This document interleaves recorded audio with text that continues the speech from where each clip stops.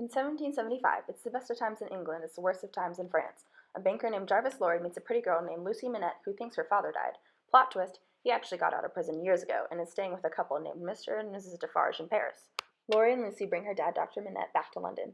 Lucy and Lorry are witnesses in a case. The man on trial, whose name is Charles Darnay, is freed by a dude named Sidney Carden, who looks like Charles. Another plot twist. Lucy and Charles get married and Sidney is jealous. They have 2 kids, but one dies. Charles tells Dr. Minette that he's actually the French Marquis Evrémonde. Back in France, the revolution has begun.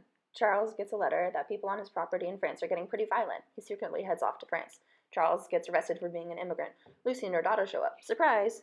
Dr. Minette hears about it when he's in Paris, and he thinks he can help because he's a hero for being unjustly arrested under the aristocrats. Lucy waits on the street corner every day and hopes Charles sees her. Dr. Minette was right about his influence and defends Charles on trial. Charles is freed from his cell. Yay! Oh wait, never mind. Charles gets arrested again by the Defarges and Dr. Minette. At his trial, an old letter written by Dr. Minette was read aloud. The letter addresses how horrible the Evrémondes are and how Dr. Minette wants all the Evrémondes to die. He's condemned to the guillotine.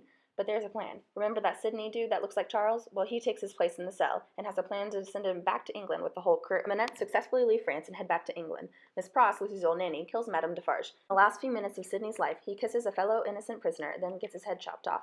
His life is remembered through stories told by the Darnays. Sidney has envisioned his name living on when Lucy has a son and names him Sidney. Aw, how sweet.